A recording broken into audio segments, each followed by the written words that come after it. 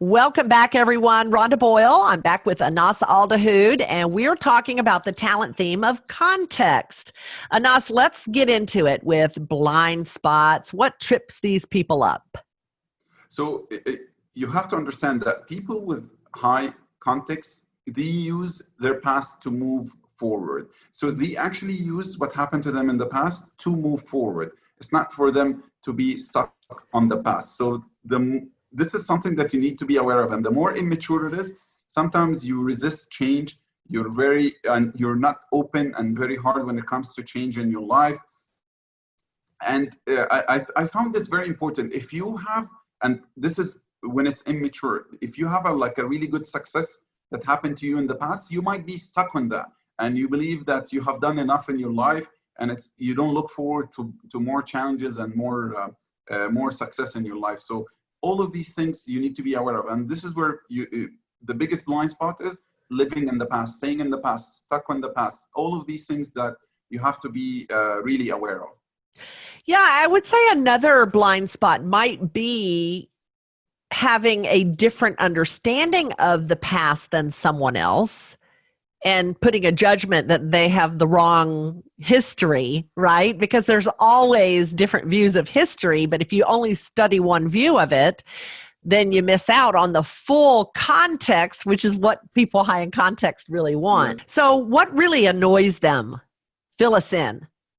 Again, if you don't appreciate the past, if you don't appreciate where you are from, your heritage, all of these things can really aggravate people with high context, and you need to be really aware of it.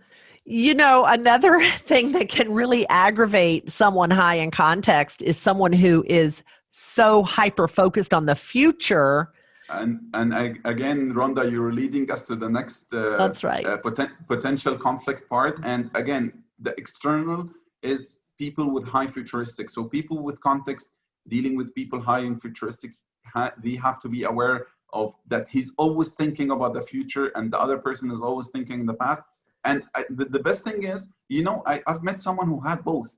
And it didn't cause any problem. He uses the past to learn, but again, he sees the future to make better decision as well. So I think they can get along with each other and learn from each other. And I think it's important to have both of them in our lives as well. So yeah, and I think that people who shut down completely, they don't want to know anything about the past, that's going to definitely cause a conflict. And then another issue would be someone high in strategic who's trying to lead the way, and again, is not allowing the past to come into the story to see the whole picture. So these can certainly set them up for things that can trip them up.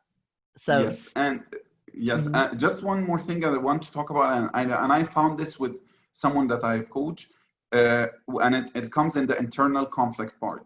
So I coach someone who's high in context and high in relator, okay? And you have to understand, if you have both of those high, if you are about to leave your company, leave your country, leave your home, this is extremely, and it can create a conflict for you because you're so attached with the past memories, the past, right. The people there, and just something to look for and try to understand as well.